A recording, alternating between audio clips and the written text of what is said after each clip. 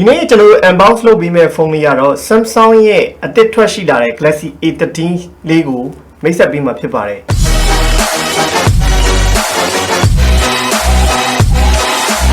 11 A12 series ကတော့ကျွန်တော်တို့ရခင်ငွေစည်းနေတော့ကတော့2သိန်းကျော်2သိန်း2000 2သိန်း3000ဝယ်ခဲ့ရတာပေါ့ဒါပေမဲ့ A13 ဝင်ရောက်လာတဲ့အချိန်မှာတော့ဈေးနှုန်းကဒီကောင်က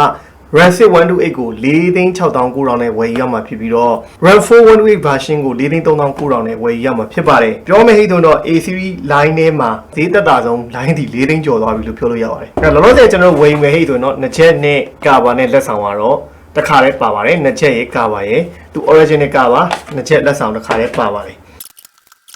okay ဒါဆိုရရကျွန်တော် Galaxy A13 လေးပါကျွန်တော်အရောင်ကာလာအနေနဲ့ကသူက300ဝင်တာထင်တယ်ဗျ300ကဒါကာလာအသစ်ပေါ့နော် peach color လို့ခေါ်တာပေါ့A13 ရဲ့ဟာလေးကိုကျွန်တော်ဒီဇိုင်းလေးကိုကြည့်ရင်းနဲ့ပြောကြပြီပေါ့နော်ကင်မရာပိုင်းအရောင်ကတော့ဒါ peach ဆိုပြီးသုံးတယ်ပေါ့နော်သူတို့သုံးတာတော့ peach color ဆိုပြီးတော့သုံးပါတယ်โอเคကြည့်လိုက်အေ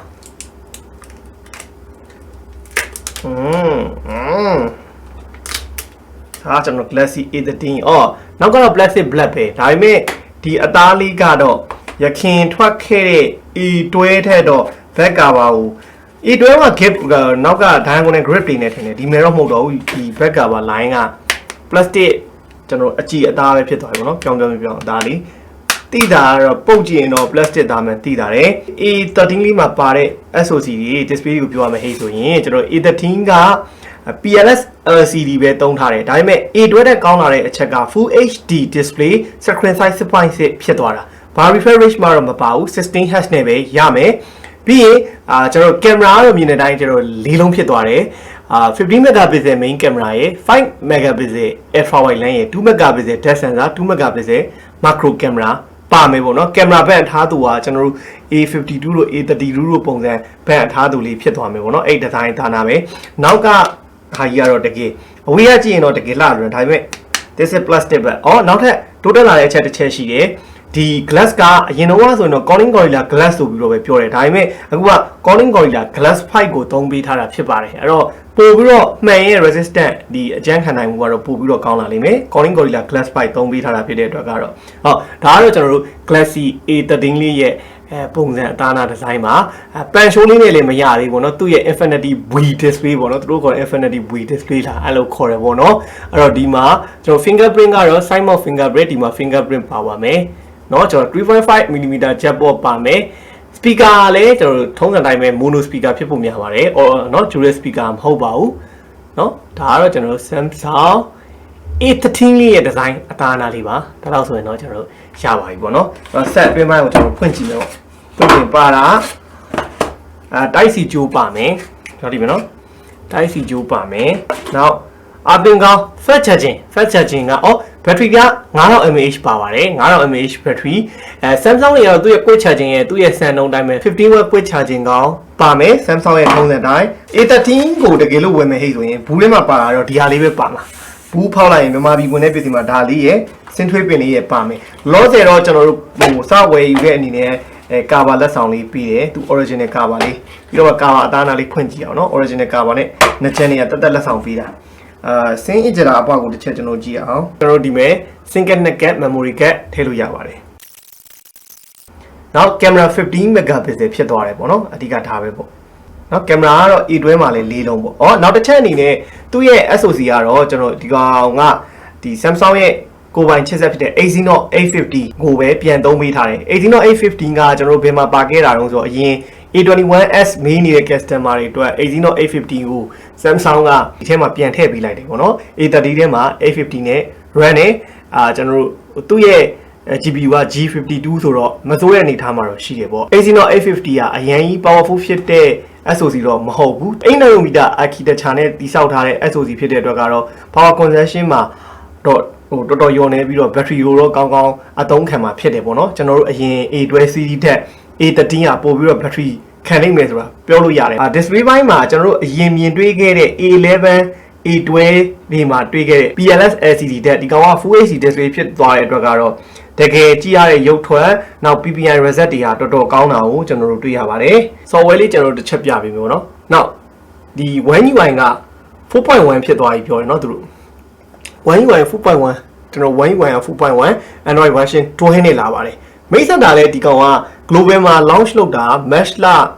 3ရက်နေပြီးခဲ့တဲ့လလောက်တာဗမာပြည်မှာဝယ်လို့ရပြီပေါ့နော်ဒီဘက်မှာကျွန်တော်တင်ပေးထားပြီပေါ့နော်ဒီဘက်မှာတင်ပေးထားတာဒီ display တူတူကြည့်လို့ရအောင်ကြည့်လို့ရအောင်လို့အဲ့တော့ကင်မရာမကြည့်ခင်ဗျာကျွန်တော်အရင်ဆုံး gyroscope ရလားနော်ဒါဝင်မယ်ဟဲ့သူ gyroscope no gyroscope မပါပါဘူးเนาะဒီမဲ့ gyroscope no ပါ magnetometer ပါတော့ကျွန်တော်တနက်အိမ်ကြောင်တော့အလုပ်လုပ်မယ် gyroscope ကတော့လုံးဝမပါပါဘူးတခါလဲ no ပါเนาะဒါ accelerometer နဲ့အလုပ်လုပ်တာပါเนาะကျွန်တော် geo မပါပါဘူးအဲ့တော့ gyroscope ကဒီမဲ့ no ဆိုပြီးတော့တခါလဲပြပါတယ်ကင်မရာတစ်ချက်ဝင်ကြည့်အောင်ကင်မရာအဲ့ဒါကင်မရာကတော့ကျွန်တော်တို့12 megapixel ကင်မရာပဲနည်းနည်းလေးတော့မှောင်လားမသိဘူးကျွန်တော် noise ရှိတယ်အချိန်လိုက်တာပေါ့နော်ညာကျွန်တော်တို့ဒီ unbox လုပ်တဲ့အချိန်မှာတော့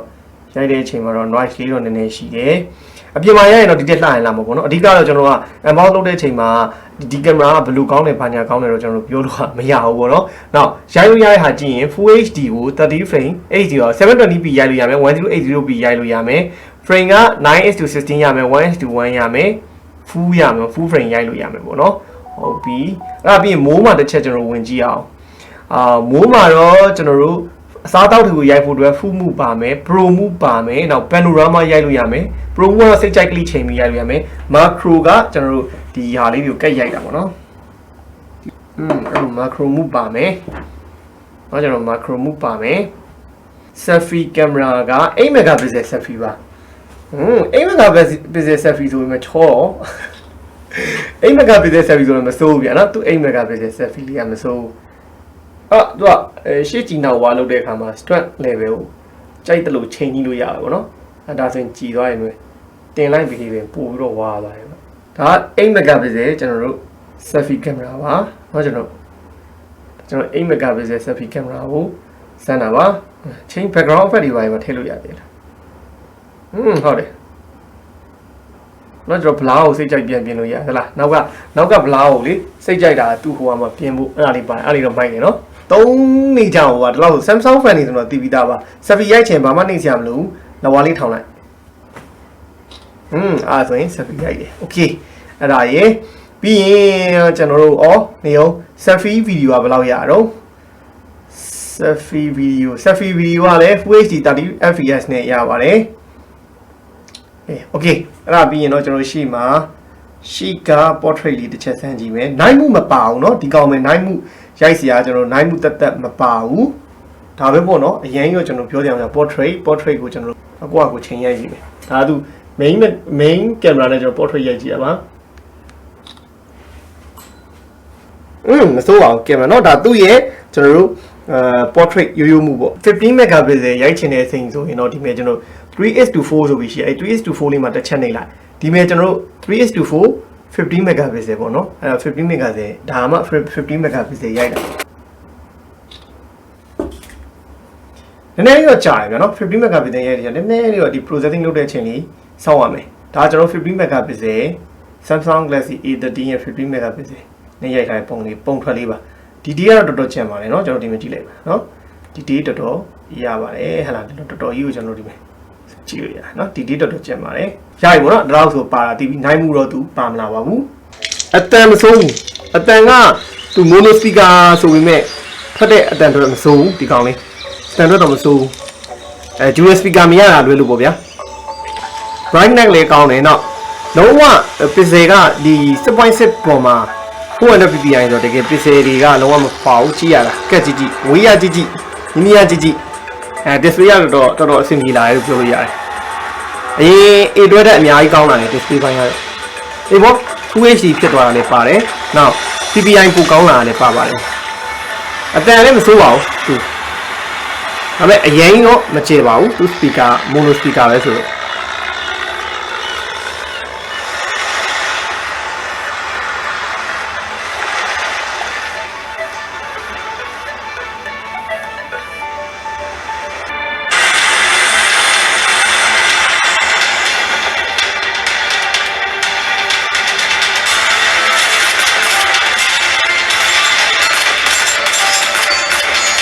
ကာလာတော့တကယ်မိုက်ကာလာ GSC bike နဲ့တော့ကြရမရှိ နောက် view angle လေးတော်တော်ကောင်းတယ်ဒီကနေကြည့်ဆောင်ကြည့်လုံးဝဒါလားလုံးဝသုတ်တောက်ရှင်းပဲဒီ PLS LCD ကိုလောက်ထားတာကိုတော်တော်အဆင်ပြေတယ်ဒီတောင်မှာတော့တစ်ချက်ကြီးများနေတာ refresh မပါတာလေးပဲရှိရပေါ့နော်အဲ့ဒါရယ်ပြီးရင်နောက်တစ်ခုအနေနဲ့တော့ကျွန်တော်တို့mobile legend လေးတော့ကျွန်တော်အလွယ်လို့ဘလောက် graphic နဲ့ဆော့လို့ရတော့ကျွန်တော်တစ်ချက်တစ်ခါတည်းစမ်းပြလိုက်ပါမယ်တင်လေးတစ်ချက်ကြည့်ရအောင်နော်graphic setting ကကျွန်တော် mobile legend ဆော့မယ်ဆိုရင်တော့ A13 ပွင့်ပါတယ်နော် mobile legend မှာဆိုရင်တော့သူ A13 ပွင့်ပြီးတော့ဆော့လို့ရပါလိမ့်မယ်အဲ့တော့ဒါပဲပေါ့နော်အဲ့တော့ဒီဟာလေးကတော့ကျွန်တော်ကြည့်ရတာမြန်တာဖြစ်တဲ့အတွက်တော့ mobile legend ကိုကြည့်ပေးခဲ့တာဖြစ်ပါတယ်ဘက်ကြီးဆော့မဲ့သူတွေအတွက်ကတော့ဒါကိုဝယ်ဖို့တော့တိတ်အားမပေးပါဘူးဘက်ကြီးကိုနိုင်နိုင်နင်းနင်းရွှေဝေးအရင်ဆော့ကောင်းတဲ့ဖုန်းတစ်လုံးတော့ဖြစ်မှာမဟုတ်ဘူးဘာလို့ပြီးတော့ gyroscope လည်းမပါဘူးပေါ့ဒါလောက်ဆိုရင်တော့ကျွန်တော်တို့ဒီအကျဉ်းအားဖြင့် A13 မှာပါတဲ့ spec တွေအားလုံးသိပြီလို့ပဲမျှော်လင့်ပါတယ်ရခင်ထွက်ရှိခဲ့တဲ့ A12 နဲ့ပါတဲ့ကင်မရာ setup အတူတူပဲ quad camera setup နဲ့ပဲဒါပေမဲ့ဒီကောင်မှာပိုကောင်းတာ15 megapixel main camera ပါတာပိုကောင်းလာတယ်သူ့ရဲ့အဓိကအားသာလာတဲ့အချက်ကနှစ်ချက်ပြောရမယ်ဟိဆိုရင်ရခင်ထွက်ခဲ့တဲ့ A11 A12 တွေထက်ပိုကောင်းတဲ့ display full HD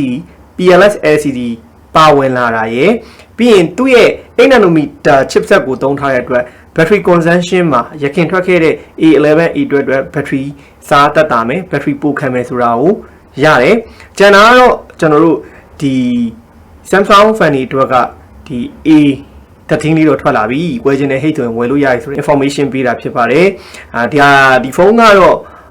အရင်ဟလာလုံးဝ performance hungry ဖြစ်ပြီး game ဆော့မဲ့သူအတွက်ကတော့အဆင်ပြေမဲ့ဖုန်းတစ်လုံးမဟုတ်ဘူးကျွန်တော်တို့ပုံမှန် social media သုံးမယ် Facebook သုံးမယ် Samsung ရဲ့ feature တွေဖြစ်တဲ့အတွက်ကိုယ့်ရဲ့ business လုပ်ငန်းမှာဟလာဖုန်းပြောတဲ့အခါမှာ call recording ပါချင်တာတို့ဘာတို့အနေထားမှာသုံးရင်တော့ Samsung က